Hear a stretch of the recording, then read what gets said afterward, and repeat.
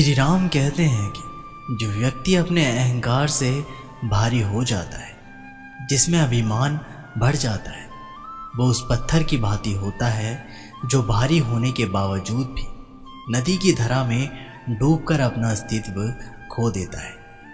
अगर किसी लक्ष्य, खुशियाँ, सफलता की प्राप्ति में लंबा समय लग रहा है, प्रतीक्षा की अवधि अधिक है, तो हो सकता है आपकी अपेक्षा से ज़्यादा आपको मिलने वाला है। अपने कर्म पर अडिग रहिए और विश्वास रखिए उस ईश्वर पर जो आपके कर्म की परीक्षा ले रहा है। जो लोग जीवन को भूत और अतीत के भरोसे छोड़ देते हैं, उन्हें श्री कृष्ण सावधान करते हैं। जीवन का अर्थ ना भूत है न भविष्य। जीवन केवल और केवल वर्तमान है, इसलिए वर्तमान में अपना जीवन को आनंद पूर्वक जिए। आपको पूरे धैर्य और भगवान पर विश्वास के साथ अपना जीवन निर्वाह करना है।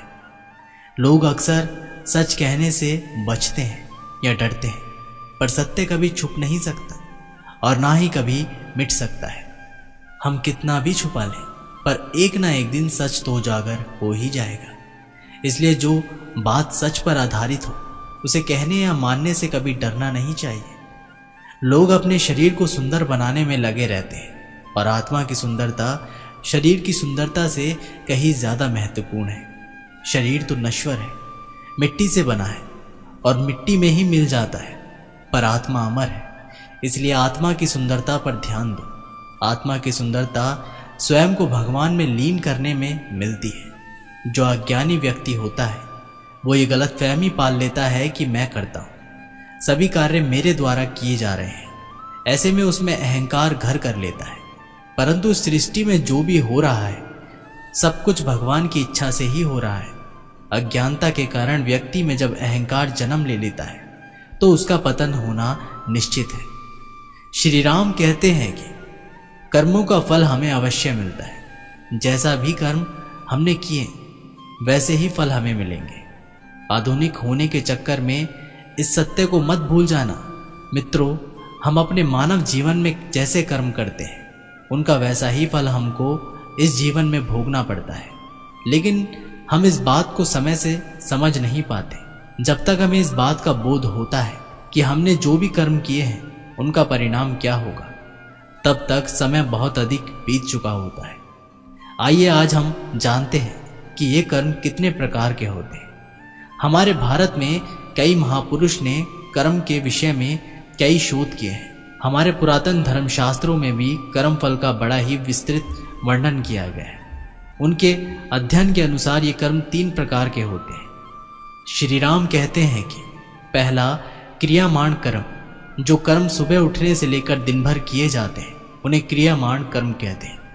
क्योंकि इन कर्मों के करने से मानव जीवन गतिमान रहता है, क्योंकि मुर्दा या निर्जीव वस्तुएं कर्म करने में असमर्थ हो सकती है। नित्य प्रतिक्रम करना हर जीव का कर्तव्य है। कोई भी व्यक्ति अपनी बुद्धि के अनुसार कैसे भी कर्म कर सकता है, लेकिन ये परिणाम कर्म उसके जीवन होने और एक गतिशील आत्म होने का आभास कराते हैं। इस प्रकार से किए जाने वाले नित्य कर्म का फल अधिकांश साथ साथ ही प्राप्त हो जाता है।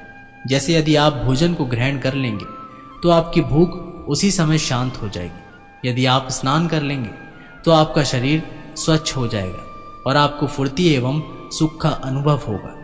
इन कर्मों को करने के लिए आपको कोई अतिरिक्त शक्ति का उपयोग नहीं करना।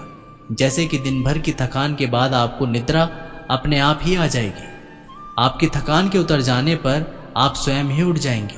किंतु यदि आप आलस्य को धारण कर लेंगे, तो आपका ये कर्म आपको जीवन की गति से दूर ले जाएगा।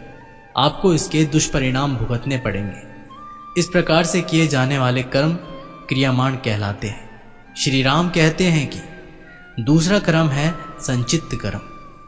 ये बात तो निश्चित हो चुकी है कि आपको कर्म तो करने ही है।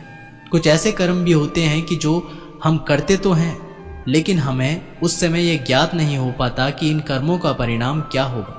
इस प्रकार के हम कुछ ऐसे कर्म भी करते हैं जो हमारी सृष्टि से बिल्कुल सही, केवल सटीक होते हैं, किंतु प्रकृति, समाज एवं अन्य प्राणियों के दृष्टिकोण से उचित नहीं होते। हम अक्सर ये सोचते रहते हैं कि हमने जो भी किया है, उसका हमें अच्छा परिणाम ही मिले, लेकिन कई बार ऐसा नहीं होता। और हमें अपने कर्म करने की सोच में परिवर्तन लाना ही होगा। इस प्रकार से कर्म करते हुए कुछ ऐसे कर्म भी होते हैं जो कि हमारे चित्त की अंतर्दशा में जाकर एकत्र हो जाते हैं। साथ ही उन कर्मों का फल भी इतने ही विद्यमान हो जाता है। जब तक हमें अपने इन कर्मों का फल प्राप्त नहीं होता, जब तक वो कर्म हमारे चित्र में भी समाहित रहते हैं। इस प्रकार के कर्मों को संचित कर्म अर्थात संचय कर रखे गए कर्म कहा जाता है। श्री राम कहते हैं कि तीसरा कर्म है प्रारब्ध कर्म। जब हमारे कर्म हमें उस दिशा की ओर ले जाते हैं जहां हमारे कर्म हमें पूर्ण रूप से फल देने को परिपक्व हो चुके हैं, तभी इन कर्मों का फल हमें मिलता है। इस प्रकार के कर्मों को प्रारब्ध कर्म कहा जाता है। इस प्रकार के कर्म हमारे अंतर्गत में लंबे अंतराल के लिए एकत्र रहते हैं। ये कर्म कई दिन, कई माह, कई वर्ष तक अर्थात 15 साल, 30 साल, 50 साल, 100 साल या कई जन्मों तक भी हमारे भीतर विद्यमान रह सकते हैं। इन कर्मों में अच्छे एवं बुरे दोनों ही प्रकार के कर्मों का समूह होता है। जिस प्रकार से हम अपने दैनिक जीवन में एक दिन में कई प्रकार के कर्म कर लेते हैं, जिसमें से कुछ कर्म हमारे संचित कर्मों में समाहित होकर अंतकाल के लिए विलीन हो जाते हैं। इस प्रकार किए गए कर्मों का एक भाग लाखों की संख्या में संचित कर्मों के एक विशाल समूह को धारण कर लेता है। इस तरह से यदि हम विचार करें तो पाएंगे कि हम अपने एक जीवन में लाखों संचित कर्म को एकत्रित कर लेते हैं। यदि हम अपने पुनर्जन्म के कर्मों को भी इसमें सम्मिलित कर लें तो हमें ज्ञात होगा कि ऐसे बहुत सारे अनगिनत कर्म बाकी हैं जिनको भोगना अति शेष है, ताकि उनका कर्म फल हमें प्राप्त हो सके।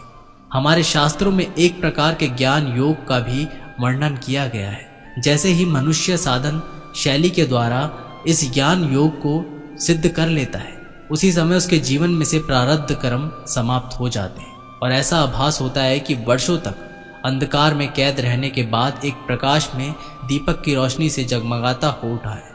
ऐसे कर्मों को आध्यात्मिक भाषा में प्रारब्ध कर्म कहा जाता है। विश्वास करें, परंतु माँ और विश्वास के सिवा किसी पर नहीं। रूठ जाने के बाद कसूर चाहे किसी का भी हो, बात वही शुरू करता है जो प्रेम करता है। भले ही जिंदगी में अकेले रह लेना, लेकिन जबरदस्ती किसी से रिश्ता निभाने की जिद मत करना। अगर आसमान वाले के साथ आपका रिश्ता अच्छा है तो जमीन वाले आपका कुछ नहीं बिगाड़ सकते। सांपों के दांत में, बिच्छू के डंक में और इंसान के मन में कितना जहर भरा है कोई नहीं बता सकता। इनसे हमेशा सावधान रहें। सत्य को सिद्ध करने के लिए किसी भी जिद करने की जरूरत नहीं, क्योंकि सत्य खुद सही समय पर स्वयं सिद्ध हो जाता है। जिंदगी में दो चीज का कभी घमंड मत करना, पैसा और सूरत। गरीबी आते देर नहीं लगता और चेहरा किसी हादसे में बदलते जरा सा भी वक्त नहीं लगता। प्रेम से भरी हुई आंखें और श्रद्धा से झुका हुआ सिर, सहयोग करते हुए हाथ, सन्मार्ग पर चलते हुए पेड़ और सत्य से जुड़ी हुई जीभ ईश्वर की पसंदीदा चीजें हैं। अगर आप सही हो तो गुस्सा होने की आपको जरूरत ही नहीं है। अगर आप गलत हो तो आपको गुस्सा होने का हक ही नहीं है। धोखे में जीने से अच्छा है अकेले जियो, सुकून से जियो, अपने आप पर भरोसा रखो। तुम्हारा किस्सा एक दिन जरूर कहानी बनेगा। मजाक और पैसा सोच समझ कर उड़ाना चाहिए। संघर्ष से जीवन है, इससे डरना नहीं, लड़ना सीखो। एक बार नींद टूटेगी तो चलेगा, लेकिन कभी अपने सपने मत टूटने देना। आप कितने भी बड़े बन जाएंगे, यदि आपके अंदर इंसानियत नहीं है तो सब बेकार है। जो करना है खुद करना है।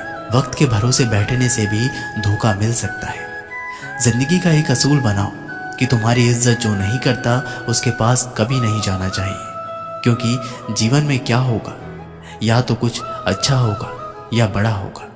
जो भी होगा हमारे कर्मों का ही फल होगा। जिस प्रकार दिया तेल के बिना नहीं जल सकता, इसी प्रकार मनुष्य भगवान की कृपा दृष्टि के बिना जीवन में सफल नहीं हो सकता। जीवन में कोई भी काम करने से पहले एक बार भगवान का स्मरण करना जरूरी है कि जो मैं करने जा रहा हूँ वह भगवान को स्वीकार होगा या नहीं। ऐसा करने से आप जीवन में कोई गलत काम नहीं करोगे। इसलिए किसी का भला नहीं कर सकते तो बुरा भी मत करो। यदि सम्मान नहीं कर सकते तो बेवजह अपमान भी मत करो। तुम जिसकी जितनी परवाह करोगे उतनी तकलीफ पाओगे, और जिस दिन तुम लोगों की परवाह करना छोड़ दोगे, लोग तुम्हें तकलीफ देना छोड़ देंगे। क्या लेकर आए हो और क्या लेकर जाओगे? ये जीवन 2 दिन का मेला है, एक दिन सब यहीं छोड़कर जाओगे। समझदार व्यक्ति कभी बदले की भावना नहीं रखता, क्योंकि वह जानता है भगवान सही कर्म और सही समय आने पर सबका हिसाब करते हैं। जबरदस्ती मत मांगना जिंदगी में किसी का साथ। कोई खुद चल कर आए उसमें खुशी कुछ और ही होती है।